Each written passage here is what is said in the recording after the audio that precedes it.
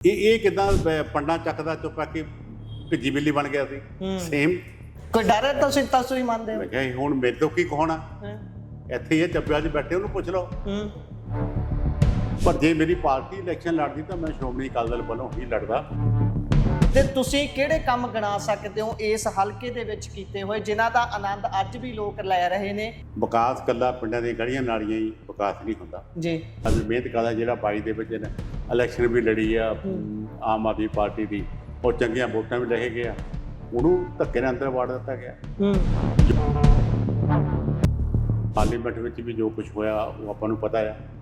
ਪੰਜਾਬ ਦੇ ਵਿੱਚੋਂ 13-0 ਕਰਦੇ ਸੀ ਤੇ ਤਿੰਨ ਤੇ ਆ ਗਏ। ਔਰ ਗੁਲਾਬੀ ਦੀਆਂ ਜੰਜੀਰਾਂ ਕੱਟਣ ਲਈ ਇਹ ਪਾਰਟੀ ਹੋਂਦ ਵਿੱਚ ਆਈ, ਜਿਸ ਪਾਰਟੀ ਨੇ ਆਪਣੇ ਗੁਰੂ ਘਰ ਵੀ ਯਾਦ ਕਰਾਏ, ਵੱਡੇ ਮੋਰਚੇ ਲਾਏ, ਚਾਹੇ ਜੈਤੋਂ ਦਾ ਮੋਰਚਾ ਆਇਆ, ਚਾਹੇ ਧਰਮਯੁੱਧ ਮੋਰਚਾ ਆਇਆ। ਹੁਣ ਨਵੀਂ ਜਨਰੇਸ਼ਨ ਨੂੰ ਇਹ ਪਤਾ ਨਹੀਂ, ਕਾਲਾ ਪਾਣੀ ਸੁਣਿਆ ਕਿਸੇ ਨੇ? ਕਾਲੇ ਪਾਣੀ ਵਿੱਚ ਤੁਸੀਂ ਜਾਓ, ਸਾਹਮਣੇ ਇੱਕ ਬੋਰਡ ਲੱਗਾ ਆ, ਉਹਦੇ ਉੱਪਰ ਨਾਂ ਲਿਖੇ ਹੋਏ ਜਿਹੜੇ ਬੰਦੇ ਕਾਲੇ ਪਾਣੀ ਵਿੱਚ ਰਹੇ ਆ। ਉਹ ਕਾਲੇ ਪਾਣੀ ਵਿੱਚ ਸਭ ਤੋਂ ਵੱਧ ਜਿਹੜੇ ਆ ਪੰਜਾਬ ਦੇ ਲੋਕਾਂ ਦੇ ਨਾਂ ਆ, ਜਿਹੜੇ ਪੰਜਾਬੀ ਸਿੱਖ। ਸੰਗੜ ਸਾਹਿਬ ਗੱਲ ਉਹੀ ਮੈਂ ਕਰ ਰਿਹਾ। ਇੱਕ ਮਿੰਟ, ਮੇਰੀ ਹੁਣ ਗੱਲ ਥੋੜੀ ਹੋ ਜਾਣੀ ਹੈ, ਗੱਲ ਇਹਨੂੰ ਸਮਝਣ ਦੀ ਲੋੜ ਹੈ। SOE ਨੂੰ ਕਿਹਨੇ ਰੋਕਿਆ? ਕਾਲੀਆਂ ਨੇ। ਕਪੂਰੀ ਮੋਰਚਾ ਕਹਿਣ ਲਾਇਆ ਪ੍ਰਕਾਸ਼ ਸਿੰਘ ਬਾਦਲ ਨੇ। ਸੁਪਰੀਮ ਕੋਰਟ ਵਿੱਚ ਕੇਸ ਕਿਹਨ ਕੀਤਾ? ਪ੍ਰਕਾਸ਼ ਸਿੰਘ ਬਾਦਲ ਨੇ। ਉਹਦਾ ਰਿਜ਼ਲਟ ਸੀ ਕਿ ਇੰਦਰਾ ਗਾਂਧੀ ਬਦਲਾ ਲੈਣਾ ਚਾਹੁੰਦੀ ਸੀ, ਜਾਂ ਸਾਨੂੰ 84 ਦੇ ਵਿੱਚ ਆ ਕੁਝ ਦਿੱਤਾ। NOC ਵੀ ਪ੍ਰਕਾਸ਼ ਸਿੰਘ ਬਾਦਲ ਨੇ ਦਿੱਤੀ। ਮੈਂ ਇਹੀ ਬਿਲਕੁਲ ਨਹੀਂ।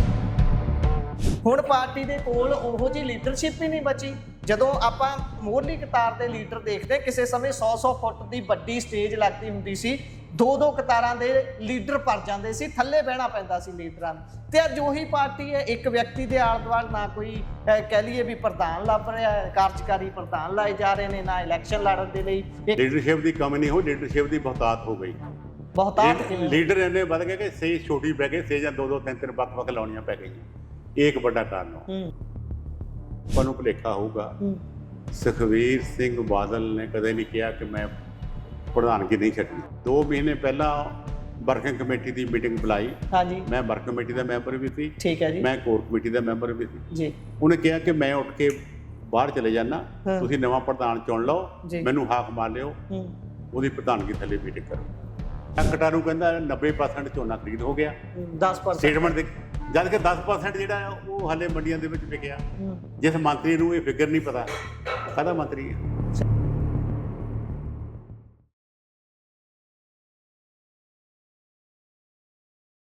ਸਤਿ ਸ਼੍ਰੀ ਅਕਾਲ ਜੀ। Punjabi radio USA, Punjabi TV USA ਵੇਖਣਾ ਤੁਸੀਂ ਸ਼ੁਰੂ ਕਰ ਚੁੱਕੇ ਹੋ। ਪੰਜਾਬ ਦੇ ਵਿੱਚ ਜ਼ਿਮਨੀ ਚੋਣਾਂ ਆ ਖੜੀਆਂ ਹੋਈਆਂ ਨੇ। 13 ਨਵੰਬਰ ਨੂੰ ਚੋਣਾਂ ਦੇ ਵੋਟਾਂ ਪੈਣੀਆਂ ਨੇ ਤੇ ਉਸ ਤੋਂ ਬਾਅਦ ਫੈਸਲਾ ਹੋ ਜਾਣਾ ਹੈ ਕਿ ਹੁਣ ਕੀ ਜਿਹੜੀ ਪੰਜਾਬ ਦੇ ਵਿੱਚ ਇਸ ਸਮੇਂ ਸੱਤਾਧਾਰੀ ਪਾਰਟੀ ਹੈ ਉਸ ਦਾ ਕੋਈ ਰਸੂਖ ਬਚਿਆ ਹੈ ਜਾਂ ਫਿਰ ਲੋਕ ਅੱਕ ਚੁੱਕੇ ਨੇ, ਕੋਈ ਨਵਾਂ ਬਦਲ ਚਾਹੁੰਦੇ ਨੇ। ਇਸੇ ਬਾਬਤ ਵੱਖ-ਵੱਖ ਹਲਕਿਆਂ ਦੇ ਵਿੱਚ ਜਾ ਕੇ ਦੇਖ ਰਹੇ ਹਾਂ, ਪਾਣੀ ਨਾਪ ਰਹੇ ਹਾਂ ਕਿ ਲੋਕ ਕੀ ਸੋਚ ਰਹੇ ਨੇ। ਇਸੇ ਵਿਚਾਲੇ ਹੁਣ ਅੱਜ ਆਖਰੀ ਦਿਨ ਸੀ ਨਾਮਜ਼ਦਗੀ ਪੱਤਰ ਭਰਨ ਦਾ, ਤੇ ਨਾਮਜ਼ਦਗੀ ਪੱਤਰ ਭਰ ਵੀ ਦਿੱਤੇ ਨੇ ਤਕਰੀਬਨ ਸਭ ਨੇ। ਤੇ ਅਸੀਂ ਚੱਬੇਵਾਲ ਹਲਕੇ ਦੇ ਵਿੱਚ ਮੌਜੂਦ ਹਾਂ। BJP ਦੇ ਵਿੱਚ ਕੱਲ ਹੀ ਐਂਟਰੀ ਹੋਈ ਹੈ ਸੋਹਣ ਸਿੰਘ ਠੰਡਲ ਹੋਣਾ ਦੀ, ਜਿਹੜੇ ਕਿ 4 ਵਾਰ ਦੇ MLA ਨੇ ਤੇ ਪੰਜਾਬ ਦੇ ਵਿੱਚ 3 ਵਾਰ ਕੈਬਨਿਟ ਮਿਨਿਸਟਰ ਦਾ ਅਹੁਦਾ ਉਹਨਾਂ ਦੇ ਕੋਲ ਰਿਹਾ ਹੈ। ਬਹੁਤ ਲੰਬਾ ਸਮਾਂ ਸਿਆਸਤ ਕੀਤੀ ਹੈ ਤੇ ਹੁਣ ਜਿੱਥੇ ਪਹਿਲਾ ਮੁਕਾਬਲਾ ਡਾਕਟਰਾਂ ਅਤੇ ਵਕੀਲਾਂ ਦੇ ਵਿੱਚ ਹੀ ਮੰਨਿਆ ਜਾ ਰਿਹਾ ਸੀ, ਉੱਥੇ ਹੁਣ ਪੁਰਾਣੇ ਸਿਆਸਤਦਾਨ ਦੀ ਐਂਟਰੀ ਹੋਈ ਹੈ। ਤਾਂ ਕਿਹੋ ਜਿਹੇ ਸਮੀਕਰਨ ਬਣ ਗਏ ਇਸ ਚੱਬੇਵਾਲ ਹਲਕੇ ਦੇ, ਗੱਲਬਾਤ ਕਰਾਂਗੇ। ਮੇਰੇ ਨਾਲ ਸੋਹਣ ਸਿੰਘ ਠੰਡਲ ਹੋਣੀ ਆਪ ਮੌਜੂਦ ਨੇ। ਸਵਾਗਤ ਕਰਦੇ ਹਾਂ, ਪਿਆਰ ਭਰੀ ਸਤਿ ਸ਼੍ਰੀ ਅਕਾਲ। ਸਤਿ ਸ਼੍ਰੀ ਅਕਾਲ ਜੀ, ਸਾਰੇ ਦਰਸ਼ਕਾਂ ਨੂੰ ਬਹੁਤ-ਬਹੁਤ ਸਤਿ ਸ਼੍ਰੀ ਅਕਾਲ ਜੀ। ਸੋ ਠੰਡਲ ਸਾਹਿਬ, ਜਿਸ ਤਰੀਕੇ ਨਾਲ ਮੈਂ ਗੱਲ ਕੀਤੀ ਕਿ ਪਹਿਲਾਂ ਐਡਵੋਕੇਟ ਤੇ ਡਾਕਟਰਾਂ 'ਚ ਹੀ ਮੁਕਾਬਲਾ ਮੰਨਿਆ ਜਾ ਰਿਹਾ ਸੀ। ਇੱਕ ਪਾਸੇ ਡਾਕਟਰ ਰਾਜਕੁਮਾਰ ਚੱਬੇਵਾਲ ਉਹਨਾਂ ਦੇ ਫਰਜ਼ੰਦ, ਜਿਹੜੇ ਕਿ ਜਿੱਥੇ ਚੱਲੇਗਾ ਚੱਲੂਗੀ ਨਾਲ ਤੇਰੇ ਟਿਕਟਾਂ 2 ਲੈ ਲਈ ਵਾਲਾ ਹਿਸਾਬ ਹੋ ਗਿਆ। ਉਹਨਾਂ ਨੇ MP ਲਈ ਆਪਣੇ ਲਈ ਟਿਕਟ ਲੈ ਲਈ MP ਦੀ, ਤੇ ਇਧਰੋਂ ਪੁੱਤਰ ਲਈ MLA ਵਾਲੀ ਲੈ ਲਈ। ਤੇ ਫਿਰ ਕਾਂਗਰਸ ਨੇ ਕੁਝ ਆਲਾ ਦੁਆਲਾ ਹੱਥ ਪੱਲਾ ਮਾਰ ਕੇ ਇੱਕ ਐਡਵੋਕੇਟ ਸਾਹਿਬ ਨੂੰ ਬਸਪਾ ਤੋਂ ਲੈ ਆਂਦਾ। ਪਰ ਤੁਸੀਂ ਕੀ ਸੋਚਿਆ, ਕਿਉਂ ਸੋਚਿਆ ਕਿ ਰਾਤੋਂ ਰਾਤ ਹੀ ਮਨ ਬਦਲਿਆ ਤੇ ਸ਼੍ਰੋਮਣੀ ਅਕਾਲੀ ਦਲ ਇਧਰੋਂ ਅਨਾਉਂਸ ਕਰਦੀ ਹੈ ਕਿ ਅਸੀਂ ਚੋਣਾਂ 'ਚ ਹਿੱਸਾ ਨਹੀਂ ਲੈਣਾ, ਤੇ ਤੁਸੀਂ ਉਧਰ ਹੀ ਗਲ ਦੇ ਵਿੱਚ ਭਾਜਪਾ ਦਾ ਪੱਲਾ ਪਵਾ ਕੇ ਮੈਦਾਨ 'ਚ ਆ ਜਾਂਦੇ ਹੋ? ਕਿਵੇਂ ਸਾਰਾ ਕੁਝ ਵਾਪਰਿਆ ਭਾਣਾ? ਦੇਖੋ, ਤੁਹਾਡੇ ਇਸ ਸਵਾਲ ਦਾ ਜਵਾਬ ਵੀ ਜਿੱਥੋਂ ਤੁਸੀਂ ਸ਼ੁਰੂਆਤ ਕੀਤੀ ਹੈ ਉਹਦੇ ਵਿੱਚ ਹੀ ਹੈ ਜੀ, ਕਿ ਡਾਕਟਰਾਂ ਵਕੀਲਾਂ ਦੇ ਵਿੱਚ ਗੱਲ ਰਹਿ ਗਈ ਸੀ। ਹਾਂਜੀ। ਬਾਕੀ ਕੋਈ ਵੀ ਪਾਰਟੀ ਜਿਹੜੀ ਹੈ ਮੈਦਾਨ ਦੇ ਵਿੱਚ ਨਹੀਂ ਸੀ। ਤੱਕ ਮੇਰੀ ਪਾਰਟੀ ਸ਼੍ਰੋਮਣੀ ਅਕਾਲੀ ਦਲ ਵੀ ਮੈਦਾਨ ਦੇ ਵਿੱਚ ਨਹੀਂ ਸੀ। ਬਸਪਾ ਵੀ ਜਿਹੜੀ ਆ ਉਹਦਾ ਉਮੀਦਵਾਰ ਵੀ ਕਾਂਗਰਸ ਵਿੱਚ ਚਲੇ ਗਿਆ। ਹਾਂਜੀ। ਤੇ ਭਾਰਤੀ ਜਨਤਾ ਪਾਰਟੀ ਦਾ ਵੀ ਜਿਹੜਾ ਆ ਉਹ ਕੱਲ ਤੱਕ ਕੋਈ ਉਮੀਦਵਾਰ ਨਜ਼ਰ ਨਹੀਂ ਆ ਰਿਹਾ ਸੀ। ਇਸ ਕਰਕੇ ਇਹ ਲੱਗਦਾ ਇਹ ਸੀਗਾ ਕਿ ਇਹ ਕਿਤੇ ਜੋ ਪੁਰਾਣੀ ਸਾਂਝ ਚੱਲ ਰਹੀ ਹੈ ਆਮ ਆਦਮੀ ਪਾਰਟੀ ਕਾਂਗਰਸ ਦੀ, ਇਹ ਪਹਿਲਾਂ ਜਿੱਦਾਂ ਇਹ ਘਿਓ ਖਿਚੜੀ ਰਹੇ ਆ, ਇਹ ਕਿਸ ਤਰੀਕੇ ਨਾਲ ਕਿਤੇ ਇਹੋ ਜਿਹੇ ਰੂਪ ਨਾ ਆ ਜਾਵੇ ਕਿ 30 ਤਰੀਕ ਨੂੰ ਜਦੋਂ ਜਿਹੜੀ ਆ ਉਹ ਵਾਪਸੀ ਦੀ ਨਾਮਜ਼ਦਗੀਆਂ ਵਾਪਸ ਲੈਣ ਦੀ ਗੱਲ ਆਵੇ ਤੇ ਚੱਬੇਵਾਲ ਦੀ ਸੀਟ ਬਿਨਾਂ ਮੁਕਾਬਲਾ ਨਾਲ ਡਿਕਲੇਅਰ ਹੋ ਜਾਵੇ। ਇਹ ਹਾਲਾਤ ਬਣ ਸਕਦੇ ਸੀ। ਕੈਂਡੀਡੇਟ ਦੋ ਦੇ ਵਿੱਚੋਂ ਇੱਕ ਬੰਦਾ ਵੀ ਬਹਿ ਜਾਏ ਤਾਂ ਰਿਜ਼ਲਟ ਸਾਹਮਣੇ ਆ। ਸੋ ਸਾਰੀ ਗੱਲਾਂ ਨੂੰ ਦੇਖ ਕੇ ਮੇਰੇ ਮਨ ਦੇ ਵਿੱਚ ਇਹ ਗੱਲ ਸੀ ਕਿ ਜੋ ਅੱਜ ਹਾਲਾਤ ਬਣਦੇ ਜਾ ਰਹੇ ਆ, ਇਹ ਖਾਸ ਤੌਰ ਤੇ ਸਾਡੇ ਹਲਕੇ ਦੇ ਉਹਨਾਂ ਵਰਕਰਾਂ ਵਾਸਤੇ ਜਿਹੜੇ ਵਰਕਰ ਸਾਡੀ ਪਾਰਟੀਆਂ ਦੇ ਵਰਕਰ ਵਾ, ਜਿਹੜੇ ਲਗਾਤਾਰ ਪਿਛਲੇ 5-7 ਸਾਲ ਤੋਂ ਇੱਥੇ ਜ਼ੁਲਮ ਸਹਿ ਰਹੇ ਆ, ਜਿਨ੍ਹਾਂ ਦੇ ਉੱਤੇ ਝੂਠੇ ਪਰਚੇ ਵੀ ਹੋ ਰਹੇ ਆ, ਜਾਂ ਹਲਕੇ ਦੇ ਵਿੱਚ ਜਿਹੜੀਆਂ ਹੋਰ ਜੋ ਕੁਝ ਵਾਪਰ ਰਿਹਾ ਉਹ ਇਹਦੇ ਵਿੱਚ ਹੋਰ ਵਾਧਾ ਨਾ ਹੋ ਜਾਏ।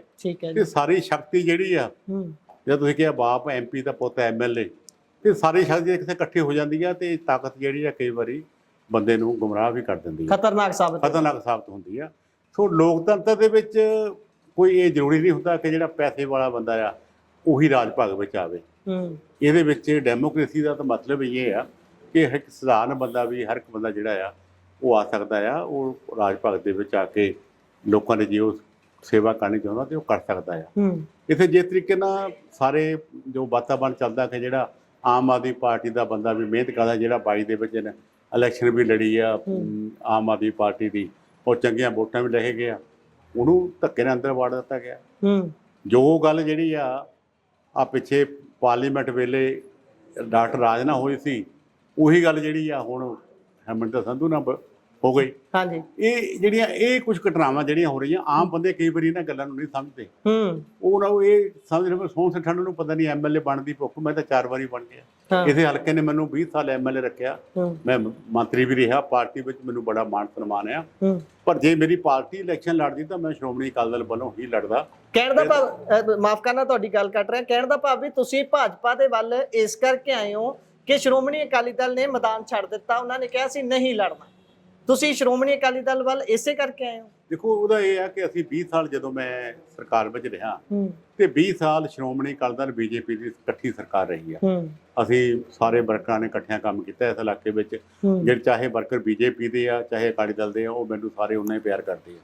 ਉਹ ਸਾਰਿਆਂ ਦੀ ਇਹੀ ਗੱਲ ਆ। ਤੇ ਇਸ ਕਰਕੇ ਫਿਰ ਮੇਰੇ ਹੋਰ ਮੈਂ ਨਾ ਮੈਂ ਕਾਂਗਰਸ ਵੱਲ ਜਾਵਾਂ, ਨਾ ਮੈਂ BSP ਵੱਲ ਜਾਵਾਂ, ਨਾ ਕਿਸੇ ਹੋਰ ਪਾਰਟੀ ਵੱਲ ਜਾਵਾਂ।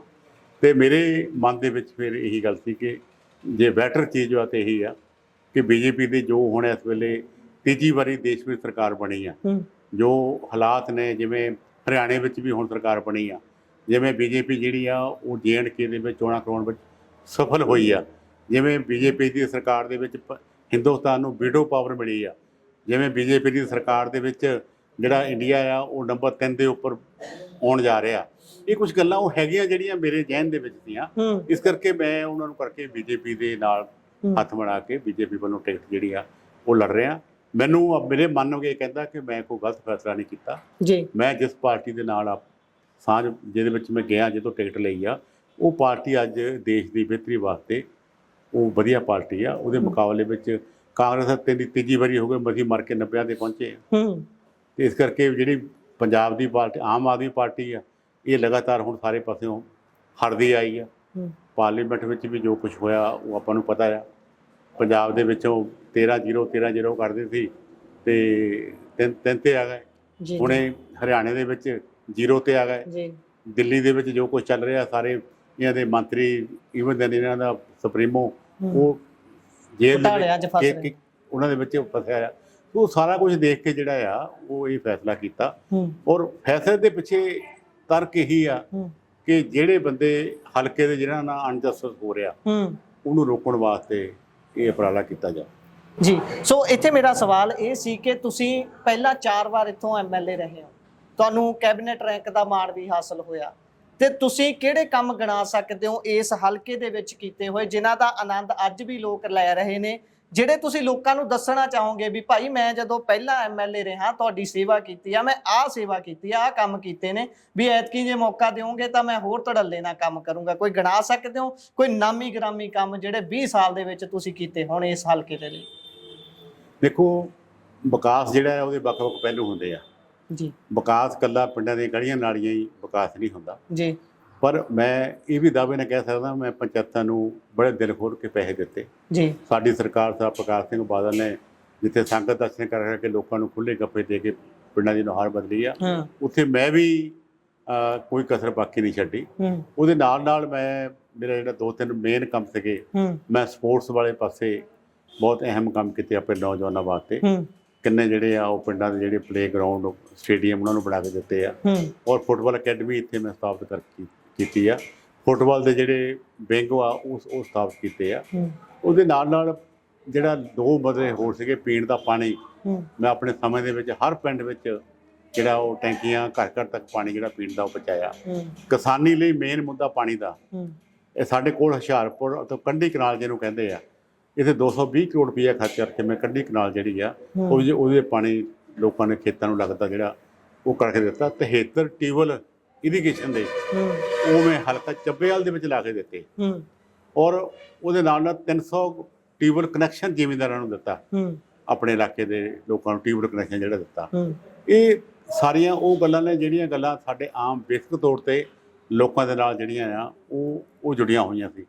ਐਜੂਕੇਸ਼ਨ ਅਦਾਰੇ ਦੇ ਵਿੱਚ ਸਕੂਲਾਂ ਦੀ ਹਾਲਤ, ਨਵੀਆਂ ਬਿਲਡਿੰਗਾਂ, ਸਕੂਲ ਅਪਗ੍ਰੇਡ ਕਰਨੇ, ਉਹ ਆਪਣੇ ਹਲਕੇ ਦੇ ਵਿੱਚ ਉਹ ਕਿਤੇ ਹੈਲਥ ਦੇ ਹੌਸਪੀਟਲ, ਚਾਹੇ ਚੱਬੇਵਾਲ ਦਾ ਹੌਸਪੀਟਲ ਆ, ਚਾਹੇ ਪਾਲਜੀ ਦਾ ਹੌਸਪੀਟਲ ਸੀ, ਚਾਹੇ ਮਾਲਪੁਰ ਦਾ ਹੌਸਪੀਟਲ ਸੀ, ਚਾਹੇ ਬਡਲੇ ਵੱਡਾ ਹੌਸਪੀਟਲ ਜਿਹੜਾ ਆ ਉਹ ਬਣਾ ਕੇ ਦਿੱਤਾ। ਸੋ ਇਸ ਕਰਕੇ ਇਹ ਕੰਮ ਨੇ ਜਿਹੜੇ ਹਲਕੇ ਦੇ ਵਿੱਚ ਲੋਕਾਂ ਦੇ ਬਹੁਤ ਅਹਿਮ ਗੱਲਾਂ ਸੀਆਂ। ਇਵੇਂ ਸੜਕਾਂ ਇਕੱਲੀ ਇੱਕ ਸੜਕ ਦੀ ਗੱਲ ਨਹੀਂ, ਆਦਮਪੁਰ ਕੜਸ਼ੰਕਰ ਮੈਂ 65 ਕਰੋੜ ਰੁਪਇਆ ਖਰਚ ਕਰਕੇ ਜਿਹੜੀ ਆ ਉਹ ਸੜਕ ਬਣਾ ਕੇ ਦਿੱਤੀ। ਲਿੰਕ ਸੜਕਾਂ ਹਰ ਪਿੰਡ ਨੂੰ ਜਿਹੜੀਆਂ ਸੀਆਂ ਉਹ ਬਣਾ ਕੇ ਦਿੱਤੀਆਂ। ਕੋਈ ਸੜਕਾਂ ਦੇ ਜਿਹੜੀ ਆ ਉਹਨਾਂ ਨੂੰ ਚੌੜਿਆਂ ਕਰਕੇ ਵੀ ਜਿਹੜਾ ਉਹ ਬਣਾ ਕੇ ਦਿੱਤਾ। ਇਸ ਕਰਕੇ ਜੋ ਵੀ ਹਲਕੇ ਦੇ ਵਿੱਚ ਲੋੜ ਸੀ ਉਹ ਸਾਰੇ ਕੰਮ ਜਿਹੜੇ ਆ, ਬਹੁਤ ਸਾਰੇ ਪਿੰਡਾਂ ਵਿੱਚ ਆਮ ਲੋਕਾਂ ਦੇ ਸ਼ਮਸ਼ਾਨ ਘਾਟ ਮਾੜੇ ਸੀ, ਧਰਮਸ਼ਾਲਾਵਾਂ ਮਾੜੀਆਂ ਸੀਆਂ, ਸਕੂਲਾਂ ਦੀਆਂ ਬਿਲਡਿੰਗਾਂ ਮਾੜੀਆਂ ਸੀਆਂ, ਉਹ ਸਾਰੇ ਕੰਮ ਜਿਹੜੇ ਆ ਠੰਡਲ ਦੇ ਡਿੱਕੇ ਆਉਂਦੇ ਆ। ਔਰ ਨਵੀਂ ਜਨਰੇਸ਼ਨ ਨੂੰ ਇਹਨਾਂ ਗੱਲਾਂ ਦਾ ਪਤਾ ਨਹੀਂ, ਉਹ ਨਹੀਂ ਸਮਝਦੇ ਵੀ ਕਿਉਂਕਿ ਉਹਨਾਂ ਦੇ ਵੇਲੇ ਹੋਏ ਨਹੀਂ।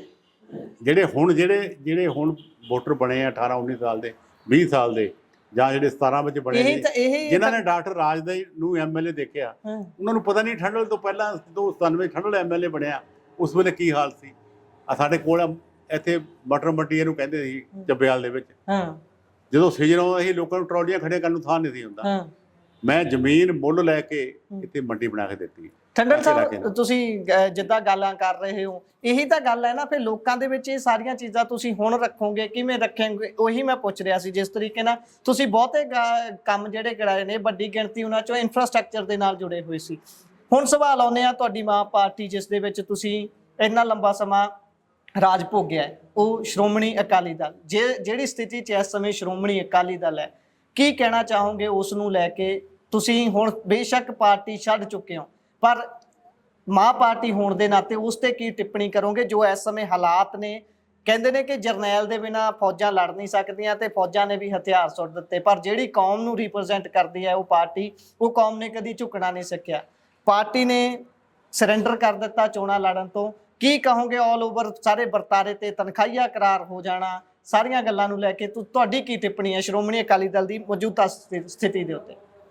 ਦੇਖੋ, ਅਸਲ ਇਹ ਹੈ ਸਾਰੀ ਇਹ ਪਿਛੜ ਨੂੰ ਸਮਝਣ ਵਾਸਤੇ ਸਾਨੂੰ ਸ਼੍ਰੋਮਣੀ ਅਕਾਲੀ ਦਲ ਦੇ ਇਤਿਹਾਸ ਨੂੰ ਸਮਝਣਾ ਪਊਗਾ।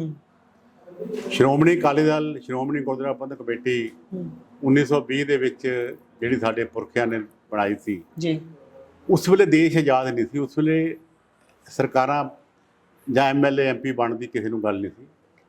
ਉਸ ਵੇਲੇ ਜਿਹੜਾ ਸਿੱਖ ਇਤਿਹਾਸ ਨੂੰ ਸਾਂਭਣ ਲਈ, ਆਪਣੇ ਗੁਰੂ ਘਰਾਂ ਨੂੰ ਸਾਂਭਣ ਲਈ ਔਰ ਗੁਲਾਮੀ ਦੀਆਂ ਜੰਜੀਰਾਂ ਕੱਟਣ ਲਈ ਇਹ ਪਾਰਟੀ ਹੋਂਦ ਵਿੱਚ ਆਈ ਸੀ, ਜਿਸ ਪਾਰਟੀ ਨੇ ਆਪਣੇ ਗੁਰੂ ਘਰ ਵੀ ਯਾਦ ਕਰਾਏ, ਵੱਡੇ ਮੋਰਚੇ ਲਾਏ, ਚਾਹੇ ਜੈਤੋਂ ਦਾ ਮੋਰਚਾ ਆਇਆ, ਚਾਹੇ ਧਰਮਯੁੱਧ ਮੋਰਚਾ ਆਇਆ, ਚਾਹੇ ਨਨਕਾਣਾ ਸਾਹਿਬ ਦਾ ਸਾਕਾ ਆਇਆ, ਇਹ ਬਹੁਤ ਵੱਡਾ, ਚਾਹੇ ਚਾਬੀਆਂ ਦਾ ਮੋਰਚਾ ਸੀ ਜੀ ਜੀ। ਇਹ ਕੰਮ ਕੀਤੇ ਸ਼੍ਰੋਮਣੀ ਅਕਾਲੀ ਦਲ ਨੇ, ਲੜਾਈ ਲੜੀ ਆ ਔਰ ਆਪਣੇ ਧਰਮ ਨੂੰ, ਆਪਣੇ ਗੁਰੂ ਘਰਾਂ ਨੂੰ, ਉਹਨਾਂ ਨੂੰ ਬਚਾਇਆ। ਆਜ਼ਾਦੀ ਦੀ ਲੜਾਈ ਦੇ ਵਿੱਚ ਸਭ ਤੋਂ ਵੱਧ ਕੁਰਬਾਨੀਆਂ ਜਿਹੜੀਆਂ ਉਹ ਜੇ ਚਾਹੇ ਸਿੱਖਾਂ ਨੇ ਕੀਤੀਆਂ ਜਾਂ ਸ਼੍ਰੋਮਣੀ ਅਕਾਲੀ ਦਲ ਨੇ ਕੀਤੀਆਂ, ਉਸ ਆਪਣੇ ਵਿਰਸੇ ਦੇ ਇਤਿਹਾਸ ਨੂੰ ਨਾਲ ਲੈ ਕੇ। ਜੇ ਅੱਜ ਵੀ ਤੁਸੀਂ ਗੱਲ ਕਰੋ, ਹੁਣ ਨਵੀਂ ਜਨਰੇਸ਼ਨ ਨੂੰ ਇਹ ਪਤਾ ਨਹੀਂ, ਕਾਲਾ ਪਾਣੀ ਸੁਣਿਆ ਕਿਸੇ ਨੇ? ਕਾਲੇ ਪਾਣੀ 'ਤੇ ਤੁਸੀਂ ਜਾਓ, ਸਾਹਮਣੇ ਇੱਕ ਬੋਰਡ ਲੱਗਾ ਆ ਜੀ, ਉਹਦੇ ਉੱਪਰ ਨਾਂ ਲਿਖੇ ਹੋਏ ਜਿਹੜੇ ਬੰਦੇ ਕਾਲੇ ਪਾਣੀ ਵਿੱਚ ਰਹੇ ਆ, ਉਹ ਕਾਲੇ ਪਾਣੀ ਵਿੱਚ ਸਭ ਤੋਂ ਵੱਧ ਜਿਹੜੇ ਆ ਪੰਜਾਬ ਦੇ ਲੋਕਾਂ ਦੇ ਨਾਂ ਆ, ਜਿਹੜੇ ਪੰਜਾਬੀ ਸਿੱਖ। ਸੰਗੜ ਸਾਹਿਬ ਗੱਲ ਉਹੀ ਮੈਂ ਕਰ ਰਿਹਾ। ਇੱਕ ਮਿੰਟ, ਮੇਰੀ ਹੁਣ ਗੱਲ ਥੋੜੀ ਹੋ ਜਾਣੀ ਹੈ, ਗੱਲ ਇਹਨੂੰ ਸਮਝਣ ਦੀ ਲੋੜ। ਸ਼੍ਰੋਮਣੀ ਅਕਾਲੀ ਦਲ ਨੇ ਸੰਘਰਸ਼ ਕੀਤੇ, ਮੋਰਚੇ ਲਾਏ। ਇੱਥੇ ਸਰਕਾਰ ਤਾਂ 66 ਤੋਂ ਬਾਅਦ ਪੰਜਾਬ ਦੇ ਵਿੱਚ ਅਕਾਲੀ ਸਰਕਾਰ ਜਿਹੜੀ ਉਹ ਪਹਿਲੀ ਵਾਰੀ ਗਠਨ ਹੋਣ ਗਈ, ਜਿਹਨੇ ਪਿੰਡਾਂ ਦੀਆਂ ਲਿੰਕ ਸੜਕਾਂ ਬਣਾਉਣ ਵਾਸਤੇ ਇਹ ਨੀਤੀ ਅਪਣਾਈ। ਉਸ ਤੋਂ ਬਾਅਦ 2 ਵਾਰੀ ਸਰਕਾਰਾਂ ਫਿਰ ਬਣੀਆਂ। ਜਿਹੜੀ ਇਹ ਦਿੱਲੀ ਤਾਕਤ ਆ ਉਹ ਤੋੜਦੀ ਰਹੀ। ਉਹਦੇ ਪਿੱਛੇ ਕਾਰਨ ਕੀ ਸੀਗਾ? 2 ਗੱਲਾਂ ਦਾ ਮੈਂ ਜ਼ਿਕਰ ਕਰਦਾ। ਇਹ ਕੀ ਕਾਰਨ ਸੀ ਕਿ ਸਿੱਖਾਂ ਦੀਆਂ ਸਰਕਾਰਾਂ ਨੂੰ ਬਾਰ-ਬਾਰ ਤੋੜਿਆ ਜਾ ਰਿਹਾ ਸੀ? ਇਹਦੇ ਪਿੱਛੇ ਕਾਰਨ ਇਹ ਸੀਗਾ ਕਿ ਸਿੱਖਾਂ ਨੇ ਤਾਂ ਅੰਗਰੇਜ਼ਾਂ ਦੀ ਈਨ ਨਹੀਂ ਮੰਨੀ। ਸਾਡੇ ਜਿਹੜੇ ਮਹਾਰਾਜਾ ਰਣਜੀਤ ਸਿੰਘ ਨੂੰ ਸਿੱਖ ਅੰਗਰੇਜ਼ ਨਹੀਂ ਹਰਾ ਸਕੇ, ਅਖੀਰ ਸੰਧੀ ਕੀਤੀ। ਔਰ ਜੇ ਅੰਗਰੇਜ਼ਾਂ ਨਾਲ ਲੜਾਈਆਂ ਲੜੀਆਂ ਤੇ ਸਿੱਖਾਂ ਨੇ ਲੜੀਆਂ। ਇਹ ਇਤਿਹਾਸ ਕਹਿੰਦਾ। ਸਿੱਖ ਜੇ ਹਿੰਦੁਸਤਾਨ ਦੇ ਇਤਿਹਾਸ ਦੇ ਵਿੱਚੋਂ ਸਿੱਖ ਇਤਿਹਾਸ ਕੱਢਦੇ ਹੋ ਤੇ ਬਾਕੀ ਫਿਰ ਠੀਕ ਠਾਕ ਹੀ ਆ ਕੰਮ। ਇਸ ਕਰਕੇ ਮੈਂ ਜਿਹੜੀ ਗੱਲ ਕਹਿਣੀ ਚਾਹੁੰਦਾ, ਅੰਗਰੇਜ਼ਾਂ ਨੇ ਹੀ ਇਹਨਾਂ ਲੋਕਾਂ ਨੂੰ ਦੱਸਿਆ ਸੀ, ਹਿੰਦੁਸਤਾਨ ਦਿਆਂ ਨੂੰ, ਕਿ ਜੇ ਤੁਸੀਂ ਚੈਨ ਨਾਲ ਰਾਜ ਪਾਕ ਕਰਨਾ ਤਾਂ ਸਿੱਖਾਂ ਨੂੰ ਦਬਾ ਕੇ ਰੱਖਿਓ। ਤੇ ਉਹਦਾ ਰਿਜ਼ਲਟ ਕੀ ਨਿਕਲਿਆ? ਕਿਸੇ ਨੇ ਪਾਕਿਸਤਾਨ ਨਹੀਂ ਸੀ ਮੰਗਿਆ। ਆਜ਼ਾਦੀ ਮੰਗਦੇ ਸੀ ਨਾ ਸਾਡੇ ਪੁਰਖੇ ਜਿਹੜੇ ਆ। ਕੀ ਲੋੜ ਸੀ ਪਾਕਿਸਤਾਨ ਬਣਾਉਣ ਦੀ? ਪੰਜਾਬ ਨੂੰ ਉਦੋਂ ਵਿੱਚ ਹੀ ਵੰਡ ਕੇ ਸਾਨੂੰ ਲਹੂ ਲੁਹਾਨ ਕਰਤਾ, ਸਾਨੂੰ ਮਾਰਿਆ, ਵੱਢਿਆ, ਟੁੱਕਿਆ, ਸਾਨੂੰ ਘਰੋਂ ਬੇਘਰ ਕੀਤਾ। ਕਿਹਨਾਂ ਨੂੰ ਕੀਤਾ? ਸਿੱਖਾਂ ਨੂੰ, ਤਾਂ ਕਿ ਇਹ ਤਾਕਤ ਇਹਨਾਂ ਦੀ ਖਤਮ ਹੋਵੇ। ਇਹ ਕਿਹਨ ਕਰਾਇਆ? ਉਹੀ ਅੰਗਰੇਜ਼ ਜਾਣ ਲੱਗੇ, ਇਹਨਾਂ ਨੂੰ ਦਬਾ ਗਏ। ਹੁਣ ਵੀ ਅੰਗਰੇਜ਼ ਨਹੀਂ, ਸ਼੍ਰੀਮਤੀ ਇੰਦਰਾ ਗਾਂਧੀ ਨੂੰ ਕੀ ਲੋੜ ਸੀ? ਹੁਣ ਕਿਉਂ ਦਰਬਾਰ ਸਾਹਿਬ ਤੇ ਹਮਲਾ ਕੀਤਾ? ਕਿਉਂ ਅਕਾਲ ਤਖ਼ਤ ਤੇ ਹਮਲਾ ਕੀਤਾ? ਕਿਉਂਕਿ ਜਦੋਂ ਐਮਰਜੈਂਸੀ ਲਾਈ ਤਾਂ ਸਭ ਤੋਂ ਵੱਧ ਮੋਰਚੇ ਵਿੱਚ ਕੌਣ ਗਏ? ਪੰਜਾਬੀ ਗਏ। ਦੂਜੀ ਗੱਲ, SYL ਨੂੰ ਕਿਹਨੇ ਰੋਕਿਆ? ਅਕਾਲੀਆਂ ਨੇ। ਕਪੂਰੀ ਮੋਰਚਾ ਕਹਿਣ ਲਾਇਆ ਪ੍ਰਕਾਸ਼ ਸਿੰਘ ਬਾਦਲ ਨੇ। ਸੁਪਰੀਮ ਕੋਰਟ ਵਿੱਚ ਕੇਸ ਕਿਹਨ ਕੀਤਾ? ਪ੍ਰਕਾਸ਼ ਸਿੰਘ ਬਾਦਲ ਨੇ। ਉਹਦਾ ਰਿਜ਼ਲਟ ਸੀ ਕਿ ਇੰਦਰਾ ਗਾਂਧੀ ਬਦਲਾ ਲੈਣਾ ਚਾਹੁੰਦੀ ਸੀ, ਜਿਹਨੇ ਸਾਨੂੰ 84 ਦੇ ਵਿੱਚ ਆ ਕੁਝ ਦਿੱਤਾ। NOC ਵੀ ਪ੍ਰਕਾਸ਼ ਸਿੰਘ ਬਾਦਲ ਨੇ ਦਿੱਤੀ। ਮੈਂ ਇਹੀ ਬਿਲਕੁਲ ਨਹੀਂ ਗਿਆਨੀ ਜੈਲ ਸਿੰਘ ਨੇ ਦਿੱਤੀ ਸੀ। ਮੈਂ ਇਤਿਹਾਸ ਦਾ ਸਟੂਡੈਂਟ ਰਿਹਾ, ਔਰ ਮੈਂ ਅੱਜ ਵੀ ਇਹ ਗੱਲ ਕਰ ਰਿਹਾ।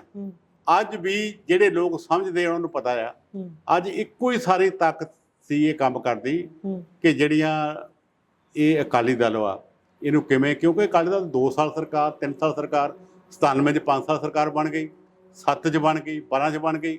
ਸੁਖਬੀਰ ਸਿੰਘ ਬਾਦਲ ਕਹਿੰਦੇ ਸੀ ਕੈਲੀਫੋਰਨੀਆ ਬਣਾਉਣਾ, ਉਹ 25 ਸਾਲ ਸਰਕਾਰ ਚਲਾਉਣੀ ਆ। ਪਰ ਕੁਛ ਇਹੋ ਜਿਹੀਆਂ ਤਾਕਤਾਂ ਰੱਖ ਲਓ ਜਿਨ੍ਹਾਂ ਨੇ ਅਕਾਲੀ ਦਲ ਨੂੰ ਦਬਾਉਣ ਵਾਸਤੇ ਇਹ ਸਾਰਾ ਕੁਝ ਅਰੇਂਜ ਕੀਤਾ। ਠੰਡਾ ਸਾਹਿਬ, ਮੈਂ ਉੱਥੇ ਹੀ ਆਉਣਾ, ਮਾਫੀ ਚਾਹੁੰਦਾ ਤੁਹਾਡੀ ਗੱਲ ਕੱਟ ਰਿਹਾ। ਗੱਲ ਤਾਂ ਇਹੀ ਆ ਨਾ, ਤੁਸੀਂ ਕਪੂਰੀ ਮੋਰਚੇ ਦੀ ਗੱਲ ਕੀਤੀ, ਚਾਬੀਆਂ ਦੇ ਮੋਰਚੇ ਦੀ ਗੱਲ ਕੀਤੀ, ਗੁਰਦੁਆਰਾ ਸਾਹਿਬ ਨੂੰ ਆਜ਼ਾਦ ਕਰਾਉਣ ਦੀ ਮਹੰਤਾਂ ਦੇ ਕੋਲੋਂ ਗੱਲ ਕੀਤੀ। ਉਹ ਅਕਾਲੀ ਦਲ ਦਾ ਇੱਕ ਉਹ ਖਾਸਾ ਸੀ, ਜਦੋਂ ਅਕਾਲੀ ਦਲ ਸੜਕ ਤੇ ਆ ਕੇ ਲੜਦਾ ਸੀ, ਅਕਾਲੀ ਦਲ ਮੋਰਚੇ ਲਾਉਂਦਾ ਸੀ। ਪਰ ਅੱਜ ਦਾ ਅਕਾਲੀ ਦਲ ਇੰਨਾ ਨਿਢਾਲ ਹੋ ਚੁੱਕਿਆ ਹੈ ਕਿ ਇੱਕ ਵਿਅਕਤੀ ਦੇ ਆਲੇ ਦੁਆਲੇ ਪਾਰਟੀ ਘੁੰਮੀ ਜਾ ਰਹੀ ਹੈ। ਜੇ ਉਹ ਵਿਅਕਤੀ ਮੈਦਾਨ 'ਚ ਨਹੀਂ ਆ ਰਿਹਾ ਤਾਂ ਸਾਰੇ ਕਹਿ ਰਹੇ ਨੇ ਕਿ ਜਰਨੈਲ ਬਿਨਾਂ ਸਾਡੇ ਹੱਥ ਖੜੇ ਨੇ।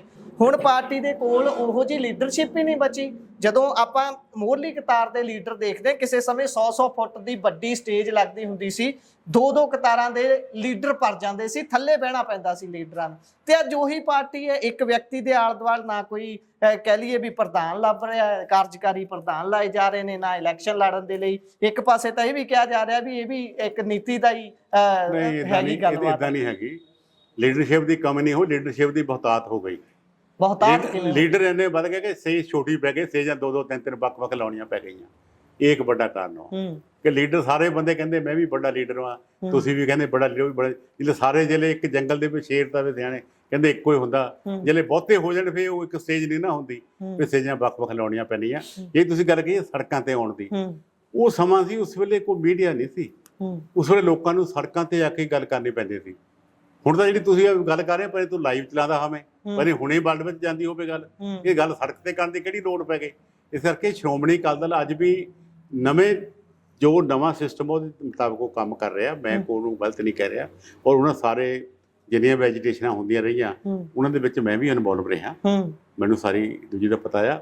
ਪਰ ਗੱਲ ਇੱਕੋ ਹੀ ਆ, ਜਿਹੜੀ ਗੱਲ ਮੈਂ ਪਹਿਲਾਂ ਕਹੀ ਆ ਕਿ ਇਹਨਾਂ ਨੂੰ ਸਮੇਂ ਦੀਆਂ ਸਰਕਾਰਾਂ ਨੇ ਦਬਾਇਆ। ਅੱਜ ਵੀ ਉਹ ਗੱਲ ਚੱਲਦੀ ਆ।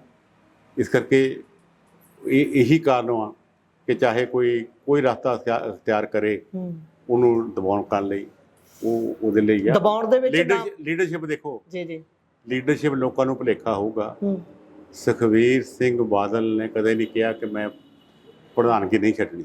ਅੱਛਾ, ਤੁਸੀਂ ਮੀਟਿੰਗਾਂ ਦਾ ਹਿੱਸਾ ਲੈਂਦੇ ਹੋਵੋਗੇ, ਕਦੀ ਗੱਲ ਹੋਈ ਹੈ ਕਿ ਮੈਂ ਉਹਨੇ ਅੱਜ ਤੋਂ 2 ਮਹੀਨੇ ਪਹਿਲਾਂ ਵਰਕਿੰਗ ਕਮੇਟੀ ਦੀ ਮੀਟਿੰਗ ਬੁਲਾਈ। ਹਾਂਜੀ, ਮੈਂ ਵਰਕ ਕਮੇਟੀ ਦਾ ਮੈਂਬਰ ਵੀ ਸੀ। ਠੀਕ ਹੈ ਜੀ। ਮੈਂ ਕੋਰ ਕਮੇਟੀ ਦਾ ਮੈਂਬਰ ਵੀ ਸੀ ਜੀ। ਉਹਨੇ ਕਿਹਾ ਕਿ ਮੈਂ ਉੱਠ ਕੇ ਬਾਹਰ ਚਲੇ ਜਾਣਾ, ਤੁਸੀਂ ਨਵਾਂ ਪ੍ਰਧਾਨ ਚੁਣ ਲਓ, ਮੈਨੂੰ ਹਾਕ ਮਾਰ ਲਿਓ, ਉਹਦੀ ਪ੍ਰਧਾਨਗੀ ਥੱਲੇ ਮੀਟਿੰਗ ਕਰੋ, ਠੀਕ ਹੈ, ਮੈਨੂੰ ਕੋਈ ਦੂਜੀ ਗੱਲ ਨਹੀਂ। ਹੁਣ ਤੁਸੀਂ ਦੇਖੋ, ਜਿੱਦਾਂ ਦਾ ਅਕਾਲ ਤਖਤ ਸਾਹਿਬ ਨੇ ਉੱਥੋਂ ਹੁਕਮ ਆਇਆ, ਤਨਖਾਹੀਆ ਕਰਾਰ ਦਿੱਤਾ, ਉਹ ਚੁੱਪ ਕਰਕੇ ਬੈਠਾ ਨਾ, ਚੁੱਪ ਕਰਕੇ ਬੈਠਾ ਨਾ। ਨਿਕਲੇ ਸੀ ਥੋੜੇ ਦਿਨ ਜਦੋਂ ਪੰਚਾਇਤੀ ਚੋਣਾਂ ਦਾ ਮਾਹੌਲ। ਮੇਰੀ ਇੱਕ ਮਿੰਟ ਗੱਲ ਸੁਣੋ, ਹਰ ਇੱਕ ਬੰਦੇ ਦਾ ਆਪਣਾ ਪਰਿਵਾਰ ਵੀ ਆ, ਆਪਣੀਆਂ ਕੋਈ ਹੋਰ ਵੀ ਦੂਜੀਆਂ ਗੱਲਾਂ। ਨਿਕਲਣਾ ਕੋਈ ਇਦਾਂ ਦੀ ਗੱਲ ਨਹੀਂ ਹੋਵੇ। ਜੇ ਧੱਕਾ ਹੋਵੇ ਤਾਂ ਫਿਰ ਤਾਂ ਨਿਕਲਣਾ ਵੀ ਪੈਂਦਾ। ਜੇ ਧੱਕਾ ਹੁਣ ਦੇਖਿਆ ਵੀ ਉੱਥੇ ਧੱਕਾ ਹੋਣ ਡਿਆ ਤਾਂ ਨਿਕਲਿਆ। ਠੰਡਲ ਸਾਹਿਬ, ਮੈਂ ਆਲ ਓਵਰ ਜੇ ਸਮਝਣ ਦੀ ਕੋਸ਼ਿਸ਼ ਕਰਾਂ ਕਿ ਤੁਸੀਂ ਡਿਫੈਂਡ ਕਰ ਰਹੇ ਹੋ, ਚਲੋ ਚੰਗੀ ਗੱਲ ਹੈ, ਤੁਹਾਡੀ ਮਾਂ ਪਾਰਟੀ ਹੈ, ਪਰ ਇੱਥੇ ਹੁਣ ਗੱਲ ਇਹ ਆ ਜਾਂਦੀ ਹੈ, ਤੁਸੀਂ ਬੀਜੇਪੀ ਦੇ ਵਿੱਚ ਇਸ ਸਮੇਂ ਬੈਠੇ ਹੋਏ ਹੋ। ਬਹੁਤ ਸਾਰੇ ਲੋਕ ਤਾਂ ਇਹ ਵੀ ਗੱਲ ਕਹਿੰਦੇ ਨੇ ਕਿ ਬੀਜੇਪੀ ਹੀ ਉਹ ਧਿਰ ਹੈ ਜਿਹਨੇ ਸ਼੍ਰੋਮਣੀ ਅਕਾਲੀ ਦਲ ਨੂੰ ਇੰਨਾ ਖੋਰਾ ਲਾਇਆ ਕਿ ਸ਼੍ਰੋਮਣੀ ਅਕਾਲੀ ਦਲ ਦਾ ਵਜੂਦ ਪੰਜਾਬ ਦੇ ਵਿੱਚੋਂ ਹੀ, ਜਿੱਥੋਂ ਉਹ ਬਣੀ, ਜਿੱਥੇ ਉਹਦਾ ਖਾਸਾ ਸੀ, ਉੱਥੋਂ ਖਤਮ ਹੋ ਗਈ। ਇੱਕ ਇਹ ਪੱਖ ਹੈ। ਪਰ ਹੁਣ ਮੈਂ ਚਾਹੂੰਗਾ ਆਪਾਂ ਇਹ ਵਾਲੇ ਪੱਖ ਨੂੰ ਬ੍ਰੇਕ ਲਾ ਕੇ ਦੂਸਰੇ ਬੰਨੇ ਆਈਏ, ਆਪਾਂ ਗੱਲ ਕਰ ਲਈਏ ਤੁਹਾਡੇ ਹਲਕੇ ਦੀ, ਜਿੱਥੋਂ ਤੁਸੀਂ ਇਸ ਸਮੇਂ ਚੋਣ ਲੜ ਰਹੇ ਹੋ। ਰਾਜਕੁਮਾਰ ਚੱਬੇਵਾਲ ਹੁਣੀ ਇੱਥੋਂ MLA ਬਣਦੇ ਨੇ 2022 ਦੇ ਵਿੱਚ। ਵਿਚਾਲੇ ਜੇ ਆ ਕੇ ਪੰਡਾਂ ਚੱਕਦਿਆਂ ਹੱਥਾਂ 'ਚ ਕੜੀਆਂ ਪਾਉਂਦਿਆਂ ਉਹਨਾਂ ਦਾ ਮੋਹ ਭੰਗ ਹੋ ਜਾਂਦਾ ਹੈ ਕਾਂਗਰਸ ਦੇ ਕੋਲੋਂ, ਤੇ ਜਿਹੜੀ ਪਾਰਟੀ ਦੇ ਖਿਲਾਫ ਬਗਾਵਤ ਕਰ ਰਹੇ ਸੀ, ਚੱਕ ਰਹੇ ਸੀ ਝੰਡਾ, ਉਹਦੇ ਹੀ ਜਾ ਕੇ ਝੋਲੀ 'ਚ ਪੈ ਜਾਂਦੇ ਨੇ। ਤਾਂ ਕੀ ਕਹੋਗੇ ਤੁਸੀਂ ਉਹਨਾਂ ਦੇ ਕੰਮ, ਜਾਂ ਉਹਨਾਂ ਦੇ ਤੁਹਾਡੇ ਹਲਕੇ 'ਚ ਕੋਈ ਲਿਆਂਦੀ ਨੁਹਾਰ ਉਹਨਾਂ ਨੇ, ਜਿਹੜਾ ਉਹਨਾਂ ਦੇ ਪੁੱਤ ਨੂੰ ਹੀ ਹੁਣ ਅੱਗੇ ਲਾਤਾ? ਇੰਨਾ ਯਕੀਨ ਆ ਗਿਆ ਪਾਰਟੀ ਨੂੰ ਕਿ ਆਪਾਂ ਇਹਨਾਂ ਨੂੰ ਟਿਕਟ ਦੇ ਕੇ ਇਹਨਾਂ ਨੂੰ MLA ਵੀ ਬਣਾ ਦਿੰਦੇ ਆ। ਕੋਈ ਹੋਇਆ ਤਾਂ ਸੁਧਾਰ ਤੁਹਾਡੇ? ਨਹੀਂ, ਇਹੀ ਵੱਡੀ ਪ੍ਰਾਪਤੀ ਹੈ ਨਾ, ਕਿ ਉਹ MLA ਬਣਨਾ ਤਾਂ ਵੀ ਡਾਕਟਰ ਰਾਜਕੁਮਾਰ ਨੇ ਬਣਨਾ, MP ਬਣਨਾ ਤਾਂ ਵੀ ਡਾਕਟਰ ਰਾਜਕੁਮਾਰ ਨੇ। ਪਰਿਵਾਰਵਾਦ, ਜੇ ਗਾਹਾਂ ਕੋਈ ਹੁਣ ਆਪ MP ਬਣ ਗਿਆ, ਹੁਣ 22 ਇਲੈਕਸ਼ਨ ਆ ਗਈ ਆ, ਤਾਂ ਵੀ ਮੇਰਾ ਪਰਿਵਾਰ ਹੀ ਇਲੈਕਸ਼ਨ ਲੜੇ, ਫਿਰ ਇਹ ਡੈਮੋਕ੍ਰੇਸੀ ਹੋਈ। ਇਹ ਬਾਕੀ ਲੋਕਾਂ ਦਾ ਕੋਈ ਅਧਿਕਾਰ ਨਹੀਂ। ਜੇ ਉਸੇ ਪਾਰਟੀ ਦਾ ਕੋਈ ਬੰਦਾ ਹੋਰ ਤਕੜਾ ਵਰਕਰ ਵਾ, ਜਿਹਨੇ 22 ਚ ਇਲੈਕਸ਼ਨ ਲੜੀ ਆ, ਉਹ ਡਿਜ਼ਰਵ ਕਰਦਾ ਸੀ, ਉਹਨੂੰ ਡਰਾ ਧਮਕਾ ਕੇ ਅੰਦਰ ਵਾੜ ਦਿੱਤਾ ਜਾਵੇ। ਉਹ ਵੀ ਤਾਂ ਬੋਲ ਨਹੀਂ ਰਹੇ ਨਾ ਫਿਰ। ਬਿਲਕੁਲ ਨਹੀਂ ਭਾਈ, ਇਹ ਕਿਦਾਂ ਪੰਡਾਂ ਚੱਕਦਾ ਚੁੱਪ ਕੇ ਭਿੱਜੀ ਬਿੱਲੀ ਬਣ ਗਿਆ ਸੀ। ਸੇਮ ਕੋਈ ਡਰ ਹੈ ਤੁਸੀਂ ਮੰਨਦੇ ਹੋ? ਮੈਂ ਕਿਹਾ ਹੁਣ ਮੇਰੇ ਤੋਂ ਕੀ ਕਹਾਉਣਾ, ਇੱਥੇ ਹੀ ਚੱਬਿਆ 'ਚ ਬੈਠੇ, ਉਹਨੂੰ ਪੁੱਛ ਲਓ, ਉਹਨੂੰ ਪੁੱਛ ਲਓ ਕੀ ਕਾਰਨ ਹੋਈ ਹੈ ਗੱਲ। ਉਹ ਵੀ ਬੀਜੇਪੀ 'ਚ ਅੱਗੇ ਲੜ ਸਕਦਾ ਸੀ, ਪਰ ਉਹਦੇ 'ਚ ਰੱਖੀ ਹੁੰਦੀ ਕੰਨ ਤੇ, ਤਾਂ ਫਿਰ ਕੋਈ ਕਿੱਦਾਂ ਕਹਿਲਦਾ ਬੰਦਾ। ਇਸ ਕਰਕੇ ਇਹ ਸਭ ਤੋਂ ਸੋਹਣ ਸਿੰਘ ਠੰਡਲ ਦਾ ਮੈਦਾਨ 'ਚ ਆਉਣ ਦਾ ਆਹੀ ਕਾਰਨ ਆ। ਅੱਛਾ, ਹਾਂ, ਕੀ ਮੁੱਖ ਕਾਰਨ ਹੈ? ਕਾਰਨ ਇਹੀ ਹੈ ਕਿ ਮੈਂ ਨਹੀਂ ਇਹ ਗੱਲ ਚਾਹੁੰਦਾ ਵੀ ਇੱਕ ਬੰਦਾ ਸਾਰੇ ਮਤਲਬ ਇੱਥੇ ਉਹੀ ਹੋਵੇ ਵੀ ਮੈਂ ਆ, ਬਾਕੀ ਦੁਨੀਆ ਹੈ ਕੋਈ ਨਹੀਂ। ਅੱਛਾ ਜੀ, ਇਹ ਮੁੱਖ ਕਾਰਨ ਹੈ। ਠੰਡਲ ਸਾਹਿਬ, ਤੁਹਾਡੇ ਹੀ ਹਲਕੇ ਦੀ ਇੱਥੋਂ ਚੱਬੇਵਾਲ ਦੇ ਨਾਲ ਹੀ ਜਿਹੜੀ ਮੰਡੀ ਹੈ, ਉੱਥੇ ਗਏ ਸੀ ਲੋਕ, ਬਹੁਤ ਤਰਾਹੀ ਕਰ ਰਹੇ ਨੇ। ਕੋਈ ਕਹਿ ਰਿਹਾ 10 ਦਿਨ ਤੋਂ ਮੰਡੀ 'ਚ ਬੈਠਾ, ਕੋਈ ਕਹਿ ਰਿਹਾ ਮੈਂ 4 ਦਿਨ ਤੋਂ ਮੰਡੀ 'ਚ ਬੈਠਾ। ਕੀ ਕਹੋਗੇ, ਜਿਹੜਾ ਮੰਡੀ ਕਰਨ ਦਾ ਸਿਸਟਮ ਹੈ, ਇਸ ਵਾਰ ਝੋਨਾ ਚੱਕਣ ਵਾਲਾ ਸਿਸਟਮ ਫੇਲ ਹੋਇਆ ਹੈ, ਇਸ ਤੇ ਕੀ ਟਿੱਪਣੀ ਕਰੋਗੇ ਪੰਜਾਬ ਸਰਕਾਰ ਦੀ ਕਾਰਗੁਜ਼ਾਰੀ ਦੀ? ਦੇਖੋ, ਗੱਲ ਇਹ ਆ ਕਿ ਇਹ ਪੰਜਾਬ ਸਰਕਾਰ ਦੀ ਵੱਡੀ ਫੇਲਿਓਰ ਦੀ ਨਿਸ਼ਾਨੀ ਹੈ ਕਿ ਸਰਕਾਰ ਨੇ ਸਮੇਂ ਸਿਰ ਕੋਈ ਢੁਕਵੇਂ ਪ੍ਰਬੰਧ ਨਹੀਂ ਕੀਤੀ। ਕਦੇ ਕੋਈ ਲਿਫਟਿੰਗ ਦਾ ਪ੍ਰਬੰਧ ਨਹੀਂ ਹੈਗਾ, ਕਿਤੇ ਸ਼ੈਲਰਾਂ ਵਾਲਿਆਂ ਨਾਲ ਗੱਲ ਸੈਟਲ ਨਹੀਂ ਕੀਤੀ। ਜੇ ਉਹਨਾਂ ਦੀ ਕੋਈ ਪ੍ਰੋਬਲਮ ਸੀਗੀ ਤਾਂ ਉਹਨੂੰ ਹਰ ਸਰਕਾਰਾਂ ਨੇ ਕਰਨਾ ਹੁੰਦਾ। ਜੇ ਉਹ ਚਾਹੇ ਸਟੇਟ ਦੇ ਬੱਸ ਵਿੱਚ ਸੀਗੀ, ਜੇ ਸਟੇਟ ਨੂੰ ਲੱਗਦੀ ਸੀ ਮੈਨੂੰ ਕੋਈ ਪ੍ਰੋਬਲਮ ਆ ਸਕਦੀ ਹੈ, ਉਹ ਸੈਂਟਰ ਨਾਲ ਵੀ ਜਾ ਕੇ ਕੰਸਰਨਡ ਮਿਨਿਸਟਰ ਨੂੰ ਜਾ ਕੇ ਸਟੇਟ ਵਾਲੇ ਸੈਂਟਰ ਸਿਰ ਭਾਂਡਾ ਭੰਨੀ ਜਾਂਦੇ, ਕਹਿੰਦੇ ਉਹ ਨਹੀਂ। ਨਹੀਂ, ਇਹ ਨਹੀਂ ਗੱਲ ਹੁੰਦੀ। ਇਹ ਗੱਲ ਤੋਂ ਕਦੇ ਵੀ ਨਹੀਂ ਹੁੰਦਾ। ਸੈਂਟਰ ਗਵਰਨਮੈਂਟ ਦਾ ਡਿਊਟੀ ਬਣਦੀ ਆ ਕਿ ਸਾਨੂੰ ਉਹ ਲਿਮਟ ਦੇਵੇ। ਅਸੀਂ ਉਹਨਾਂ ਨੂੰ ਜਿਹੜੀ ਸਾਡੀ ਪ੍ਰੋਕਿਉਰਮੈਂਟ ਹੁੰਦੀ ਆ, ਸਾਡੀਆਂ ਏਜੰਸੀਆਂ ਪ੍ਰੋਕਿਉਰ ਕਰਦੀਆਂ, ਚਲੋ FCI ਸਿੱਧੀ ਪ੍ਰੋਕਿਉਰ ਕਰਦੀ, ਬਾਕੀ ਏਜੰਸੀਆਂ ਜਿਹੜੀਆਂ ਆ ਅਸੀਂ ਸੈਂਟਰ ਗਵਰਨਮੈਂਟ ਦੇ ਬਿਹਾਫ ਤੇ ਹੀ ਪ੍ਰੋਕਿਉਰ ਕਰਦੇ ਆ। ਉਹਨਾਂ ਨੂੰ ਅਸੀਂ ਪ੍ਰੋਕਿਉਰ ਕਰਕੇ ਦੇਣਾ ਆ। ਉਹਨਾਂ ਦਾ ਜਿਹੜਾ ਦੂਜਾ ਆ, ਜਿਉਂ ਕਣਕ ਮੂਵ ਹੁੰਦੀ ਆ, ਅੱਗੇ ਵੀ ਰਾਈਸ ਮੂਵ ਹੁੰਦਾ। ਜੇ ਐਤਕੀ ਨਹੀਂ ਹੋਇਆ ਸੀ, ਸ਼ੈਲਰਾਂ ਵਾਲਿਆਂ ਦਾ ਕੋਈ ਚੌਲ ਘੱਟ ਹੋਣ ਦਾ ਕੋਈ ਮਸਲਾ ਸੀ, ਵੇਲੇ 26 PR 126 ਆ, ਉਹਦੇ ਵਿੱਚ ਬ੍ਰੋਕਨ ਵੱਧ ਆਇਆ ਹੈਗਾ, ਸਾਨੂੰ ਰਹਿ ਦਿੱਤੀ ਜਾਵੇ। ਇਹ ਬੈਠ ਕੇ ਗਵਰਨਮੈਂਟ ਟੂ ਗਵਰਨਮੈਂਟ ਗੱਲ ਹੋਣੀ ਸੀ ਨਾ ਕਿ ਕਿਸਾਨਾਂ ਨੇ ਜਾਂ ਸ਼ੈਲਰਾਂ ਵਾਲਿਆਂ ਨੇ ਕਰਨੀ ਸੀ। ਇਹ ਗਵਰਨਮੈਂਟ ਨੇ ਇਹ ਟੌਪਿਕ ਲਿਆ ਹੀ ਨਹੀਂ। ਇਹ ਤਾਂ ਹੋਰ ਪਾਸੇ ਤੁਰੇ ਫਿਰਦੇ ਨੇ ਤੇ ਆਪਣੇ ਮਸਲੇ ਨਹੀਂ ਮੁੱਕਦੇ। ਕਦੇ ਉਹ ਹੋ ਗਿਆ, ਕਦੀ ਹੁਣ ਕੇਜਰੀਵਾਲ ਦਾ ਕੋਈ ਕੌਣ ਆ ਗਿਆ, ਕਦੀ ਉਹਦਾ OST ਬਦਲ ਗਿਆ, ਕਦੀ ਉਹਦਾ ਫਲਾਨਾ ਬਦਲ ਗਿਆ, ਭੰਨ ਤੋੜ ਚ ਲੱਗੇ। ਭੰਨ ਤੋੜ ਚ ਲੱਗੇ ਆ। ਇਸ ਕਰਕੇ ਉਹਨਾਂ ਦੀ ਜਿਹੜੀ ਸਾਰੀ ਕਾਰਗੁਜ਼ਾਰੀ ਆ, ਤੁਸੀਂ ਹੈਰਾਨ ਹੋਵੋਗੇ। ਟਾਈਮ ਸਿਰ ਮੰਡੀਆਂ ਵਿੱਚ ਕਿਤੇ ਜੇ ਸੈਂਟਰ ਦੀ ਮੰਨ ਲਓ, ਤੁਸੀਂ ਕਹਿੰਦੇ ਸੈਂਟਰ ਦੀ ਨਾਕਾਮੀ ਆ, ਇਹਨਾਂ ਨੇ ਜਿਹੜਾ ਰਾਈਸ ਵਾ ਉਹ ਤਾਂ ਅੰਦਰ ਲੱਗਾ ਆ ਨਾ, ਜਿਹੜੀ ਸ਼ੈਲਰਾਂ ਦੀ ਬਾਹਰ ਓਪਨ ਗਰਾਊਂਡ ਉਹ ਤਾਂ ਖਾਲੀ ਪਈ ਆ। ਇਹ ਸ਼ੈਲਰਾਂ ਵਾਲਿਆਂ ਨਾਲ ਗੱਲ ਕਰਕੇ ਮੰਡੀ ਚੋਂ ਮਾਲ ਚਕਾ ਕੇ ਉੱਥੇ ਸਟਾਕ ਕਰਦੇ, ਜਦੋਂ ਚੌਲ ਚੱਕਾ ਇਹਨਾਂ ਨੂੰ ਮਿਲ ਕਰਾ ਲੈਂਦੇ। ਉਹਨਾਂ ਨਾਲ ਜਾ ਕੇ ਗੱਲ ਕਰਦੇ ਵੀ ਆਹ ਜਿਹੜਾ ਬਰੋਕਨ ਵੱਧ ਆਉਂਦਾ, ਜਾਂ ਤੁਸੀਂ ਬਰੋਕਨ ਦੀ ਵਧਾਓ, ਇਹਨੂੰ ਪਰਸੈਂਟੇਜ ਜਿਹੜੀ ਵਧਾਓ, 15 ਤੋਂ 20 ਕਰ ਦਿਓ, ਜਾਂ ਜਿਹੜੀ ਆ ਉਹਦੀ 65 ਤੋਂ 62 63 ਕਰ ਦਿਓ ਜਿਹੜੀ ਜੀਲ। ਇਹ ਕਿਸੇ ਨਾ ਕਿਸੇ ਨੇ ਗੱਲ ਨਹੀਂ ਕੀਤੀ। ਤੁਸੀਂ ਦੱਸੋ, ਤੁਸੀਂ ਸਾਰੇ ਮੀਡੀਆ ਵਾਲੇ ਆ, ਕਦੇ ਸੁਣਿਆ ਕਿ ਜਿਹੜਾ ਇੱਥੋਂ ਦਾ ਚੱਕ ਕਟਾਰੂ ਮੰਤਰੀ ਆ ਫੂਡ ਸਪਲਾਈ ਦਾ, ਉਹ ਦਿੱਲੀ ਜਾ ਕੇ ਮੀਟਿੰਗ ਉਹਨੇ ਕੀਤੀ ਹੋਵੇ ਇਸ ਮਹਿਕਮੇ ਦੇ ਨਾਲ? ਕਹਿੰਦੇ 4-4 5-5 ਮਹੀਨੇ ਪਹਿਲਾਂ ਫਿਕਰ ਪੈ ਜਾਂਦਾ ਹੁੰਦਾ। ਮੇਰੇ ਕੋਲ ਮਹਿਕਮਾ ਰਿਹਾ, ਮੈਂ 97 ਦੀ ਸਰਕਾਰ ਦੇ ਵਿੱਚ ਸਟੇਟ ਮਿਨਿਸਟਰ ਫੂਡ ਰਿਹਾ। ਜਦੋਂ ਪੈਡੀ ਲੱਗਣੀ ਸ਼ੁਰੂ ਹੁੰਦੀ ਆ, ਉਸ ਵੇਲੇ ਹੀ ਉਹਦਾ ਕੰਮ ਸ਼ੁਰੂ ਹੋ ਜਾਂਦਾ ਵੀ ਕਿੰਨੀ ਰਕਬੇ 'ਚ ਲੱਗੀ ਆ, ਕਿੰਨੀ ਜੀਲਡ ਆਉਣੀ ਆ, ਕਿੰਨਾ ਸਾਨੂੰ ਬਾਰਦਾਨਾ ਚਾਹੀਦਾ, ਸ਼ੈਲਰ ਕਿੰਨਾ ਵੇਲਾ ਚਾਹੀਦਾ, ਕਿੰਨਾ ਜਿਹੜਾ ਉਹ ਸ਼ੈਲਰ ਦੀ ਗੱਲ ਹੈਗੀ ਆ। ਔਰ ਹਰ ਚੀਜ਼ ਢੋਆ ਢੁਆਈ ਦਾ ਪ੍ਰਬੰਧ ਉਹ ਜੋ ਕਰਨਾ, ਲੇਬਰ ਦਾ ਪ੍ਰਬੰਧ, ਇੱਥੋਂ ਤੱਕ ਹਰ ਗੱਲਾਂ ਜਿਹੜੀਆਂ ਕਰਨੀਆਂ ਪੈਂਦੀਆਂ, ਮਹਿਕਮੇ ਦੀ ਇਹ ਡਿਊਟੀ ਹੁੰਦੀ ਆ। ਸੈਂਟਰ ਨੇ ਤਾਂ ਪੈਸੇ ਦੇਣੇ ਆ, ਪੈਸੇ ਹੁਣ ਵੀ ਆ ਗਏ, ਟਾਈਮ ਸਿਰ ਦੇ ਆਏ ਹੋ ਆ ਜੀ। ਇਸ ਕਰਕੇ ਇਹਦੇ ਵਿੱਚ ਭਗਵੰਤ ਮਾਨ ਦਾ ਮੈਂ ਸਮਝਦਾ ਨਾ ਜਾਂ ਤਾਂ ਉਹਨੂੰ ਤਜਰਬਾ ਨਹੀਂ। ਲੋਕ ਕਹਿੰਦੇ ਆ, ਸ਼ੈਲਰ ਵਾਲਾ ਕਹਿੰਦਾ ਆ ਇਹ 26 ਜਿਹੜਾ ਆ ਇਹ ਬੀਜ ਦਾ ਬਰੋਕਨ ਵੱਧ ਆਉਂਦਾ। ਭਗਵੰਤ ਮਾਨ ਜਿਹੜਾ ਆ ਉਹ ਲੋਕਾਂ ਨੂੰ ਅਪੀਲ ਕਰਦਾ ਮੀਡੀਆ ਰਾਹੀਂ ਕਿ ਇਹ ਬੜੀ ਵਧੀਆ ਫਸਲ ਆ, PR 126 ਲਾਓ, 126 ਨੂੰ ਲਾਓ। ਇਸ ਕਰਕੇ ਇਹਦਾ ਇਹ ਤੋਂ ਕੀ ਆਪਾਂ ਸਮਝਦੇ ਆ ਕਿ ਮੁੱਖ ਮੰਤਰੀ ਅਨਾੜੀ ਆ, ਉਹਨੂੰ ਨਹੀਂ ਪਤਾ। ਉਹਦੇ ਕਰਕੇ ਆ ਜਿਹੜਾ ਕਿਸਾਨ ਪੰਜਾਬ ਦਾ ਰੁਲ ਰਿਹਾ। ਔਰ ਮੈਂ ਇੱਕ ਗੱਲ ਇੱਥੇ ਕਹਿ ਦੇਣੀ ਚਾਹੁੰਦਾ, ਜੇ ਪੰਜਾਬ ਦਾ ਕਿਸਾਨ ਰੁਲਦਾ ਤੇ ਪੰਜਾਬ ਦੀ ਇਕਨੋਮੀ ਰੁਲਦੀ ਆ ਜੀ।